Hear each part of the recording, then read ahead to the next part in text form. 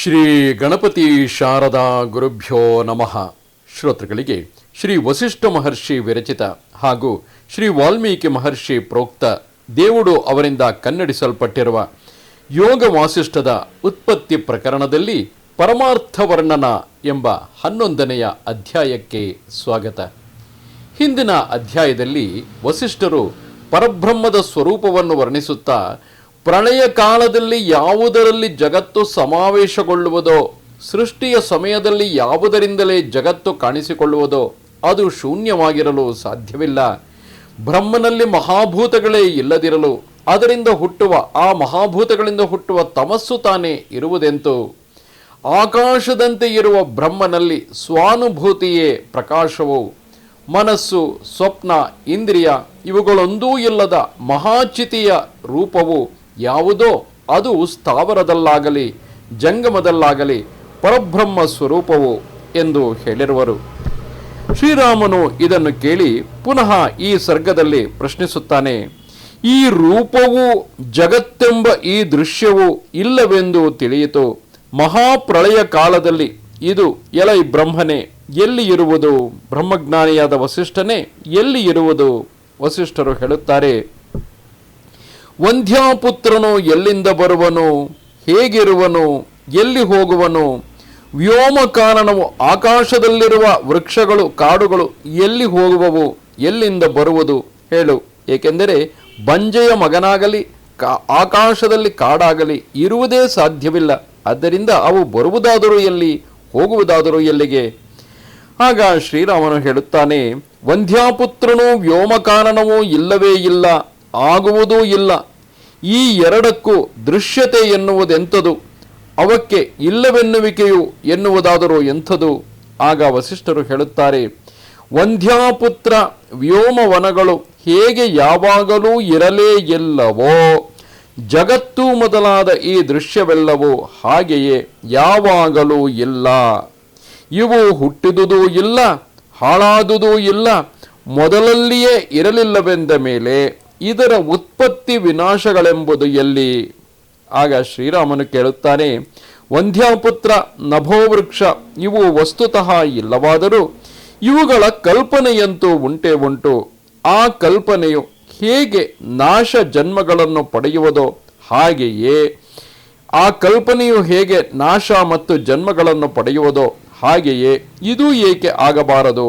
ಆಗ ವಸಿಷ್ಠರು ಹೇಳುತ್ತಾರೆ, ಯಾವುದನ್ನು ಕುರಿತು ಹೇಳಬೇಕೆಂದಿರುವೆನೋ ಅದಕ್ಕೆ ಸಮಾನವಾದ ಇನ್ನೊಂದು ದೊರಕುವುದು ಕಷ್ಟವಾದರೆ ಆಗ ಅಲಂಕಾರಿಕರು ಅನನ್ವಯಾಲಂಕಾರವನ್ನು ಹೇಗೆ ಹೇಳುವರೋ ಹಾಗೆ ಜಗತ್ಸತ್ತಾ ವಿಚಾರದಲ್ಲಿಯೂ ಅದು ಹೇಗಿರುವುದೆಂದರೆ ಅದರಂತೆಯೇ ಇರುವುದು ಎಂದೇ ಹೇಳಬೇಕಾಗುವುದು. ಏಕೆಂದರೆ ಅದಕ್ಕೆ ಹೋಲಿಸುವುದಕ್ಕೆ ಮತ್ತೊಂದು ವಸ್ತುವೇ ಇಲ್ಲವಲ್ಲ.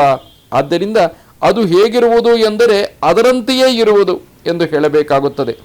ಚೆನ್ನಾಗಿ ಕಾಣಬರುತ್ತಿರುವ ಚಿನ್ನದ ಕಟಕದಲ್ಲಿ ಕಟಕತ್ವವು ಪ್ರತ್ಯೇಕವಾಗಿ ಹೇಗೆ ಇಲ್ಲವೋ ಹಾಗೆಯೇ ಬ್ರಹ್ಮದಲ್ಲಿಯೂ ಜಗತ್ತು ಪ್ರತ್ಯೇಕವಾಗಿ ಇಲ್ಲವೇ ಇಲ್ಲ.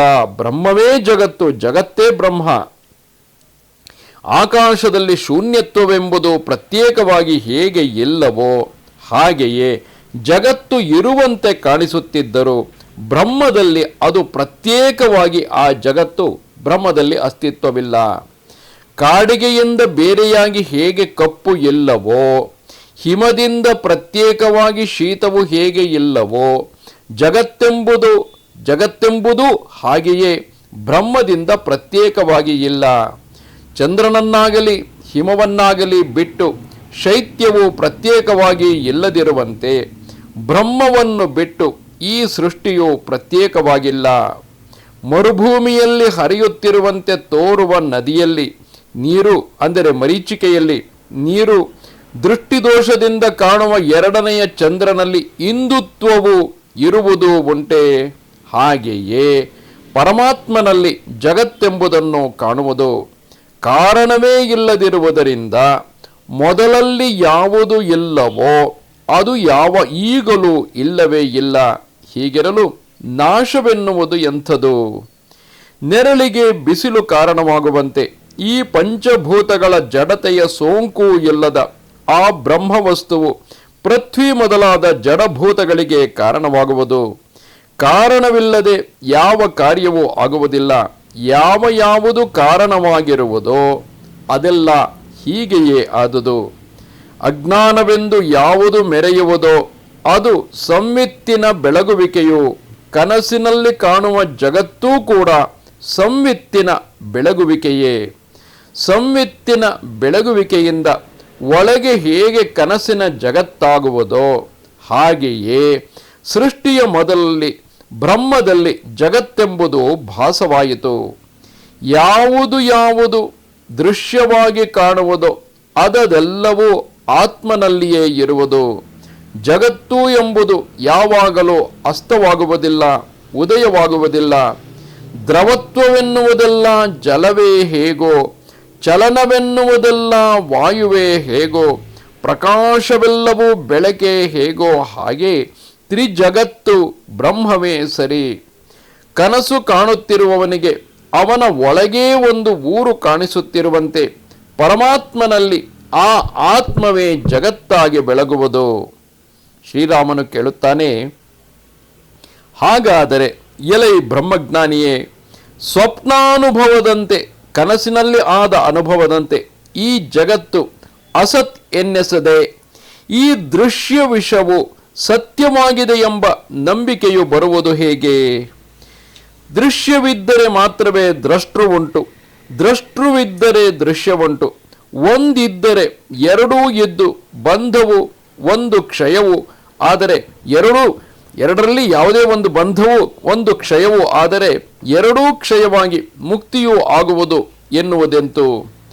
ದೃಶ್ಯವು ಅತ್ಯಂತ ಸಂಭವವೆಂದು ತಿಳಿಯುವವರೆಗೂ ದೃಷ್ಟೃವಿನಲ್ಲಿ ದೃಶ್ಯದ ದೃಶ್ಯತ್ವವು ಕ್ಷಯವಾಗುವುದೇ ಇಲ್ಲ. ಮೋಕ್ಷವು ಬೇಕು ಎಂಬ ಬುದ್ಧಿಯೇ ಹುಟ್ಟುವುದಿಲ್ಲ. ದೃಶ್ಯವೂ ಉಂಟು ಎನ್ನುವುದಾದರೆ ಅನಂತರ ಅದರ ಕ್ಷಯವೂ ಉಂಟಾದೀತು.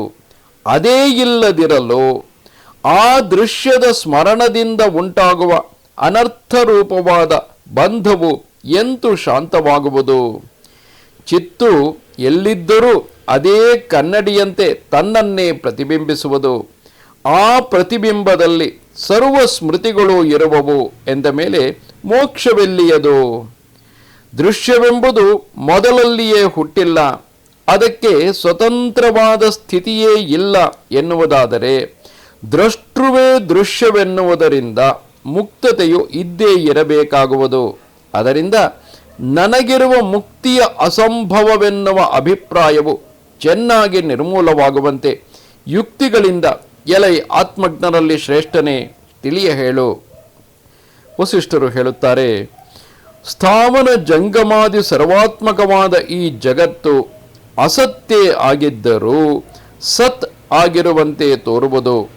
ಈ ಅರ್ಥವು ನಿನ್ನ ಮನಸ್ಸಿಗೆ ಬರುವಂತೆ ದೀರ್ಘವಾದ ಕಥೆಯೊಂದನ್ನು ಹೇಳುವೆನು. ರಾಮ ಕೇಳು. ಹಿಂದಿನವರು ಏನೇನು ಮಾಡಿದರು ಎಂಬುದನ್ನು ವರ್ಣಿಸುತ್ತಾ ಮಡುವಿನಲ್ಲಿ ಧೂಳು ಅಡಗಿ ಹೋಗುವಂತೆ ನಿನ್ನ ಸಂಶಯವು ಅಡಗುವಂತೆ ಹೇಳುವೆನು.